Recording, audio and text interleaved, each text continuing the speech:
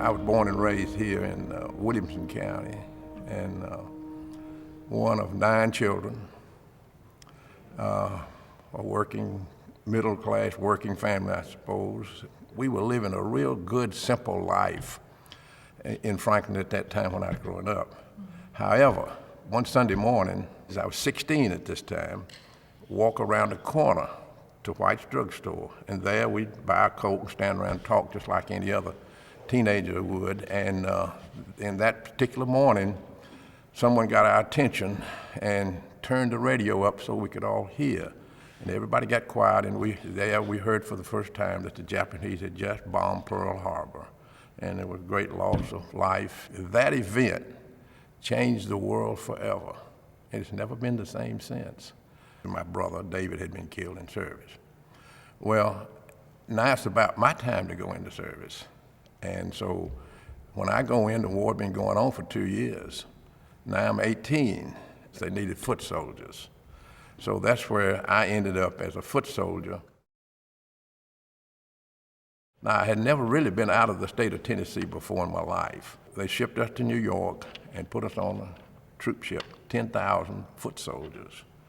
And so we sailed the Atlantic, we crossed the English Channel, and when they let the front down, there's France. And maybe you can figure out why they shipped us over there, the Battle of the Bulge.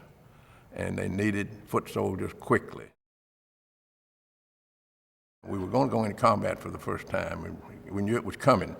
And then about 11 o'clock that night, a runner comes from the command post up, and the captain said, draw ammunition. Now it's getting close.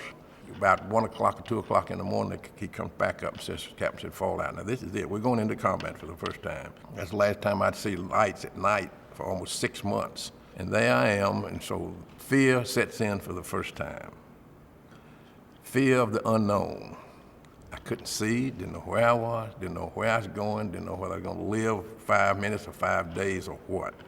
By this time, what did you know was going on in Germany? To take Germany away from Hitler. But did you know what he was doing? Well, I really didn't know anything except I was a soldier. I had a job to do, and I wanted to do it. You don't know what day it is, where you are, you're just going. You have no idea. But late in April, and the reason I know it's late in April, I read later what happened. We crossed the Danube River at night, and the next morning, we jumped off again before dawn. Now, the war now is pretty well gone. The Germans are whipped. We left just before dawn. We arrived on a slopy hill down to a pretty little village, really, about 10:30, 11 o'clock in the morning. It's cold, it's damp. But the little village was overwhelmed by a large wall comparable to the wall in this room. And it was quite large. The village was Dachau, Germany. Didn't know it at the time. And our objective was to take this, whatever it was. We knew it was some sort of camp. We didn't have any idea what kind of camp. As we approached it, there was a terrible odor. And on the northeast corner, they had a large gate for allow boxcars to enter and to leave, whatever this was. And there, for the first time, I saw the bodies. Had no idea who they were, where they come from. They were all dead. And they had the striped clothes on. Their head was the largest part of their body. You could see every rib in their body. Their arms and legs about like broomsticks. And I couldn't believe what I was seeing. They were not soldiers. See, I'd seen soldiers, both ours and Germans, dead, but nobody like this. We moved to our left and found the gate, wrought iron fence, Arbeiten machen Sie frei, which means work makes you free. And there was a little bridge over the moat. Then there was another barbed wire fence. And on the other side of it was just a sea of faces. And they all appeared to be dead, but yet they were alive. And we let them out. Didn't know who they were. They would hug you. They'd drop on their knees and go around your leg and kiss your leg, kiss your boots. I remember going in the second day on the front of a Jeep because it's hard to walk in there. They wanted to hug you. And I got on the front of a Jeep, and they'd run up and kiss your boots while you're sitting on the Jeep. I didn't know who they were. Some of them were a little bit better shape than others, but they were not any of them healthy at all. Their clothes was just hanging on them and not wearing them. They were just hanging on them. I remember how I felt there. I knew that they were starving, And I don't know what's going on here. I knew war, you're supposed to have some killings in war, and that was part of it. But I never seen anything like this.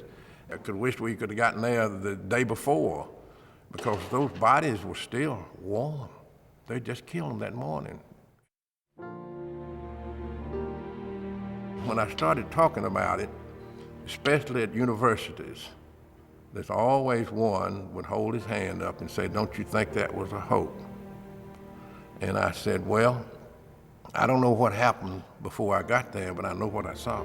Everybody has a story to tell, and those stories are based on actual experiences. And I consider myself during World War II as just an average, normal foot soldier. I consider myself as having average, normal experiences with the exception of one, and the one was Dachau.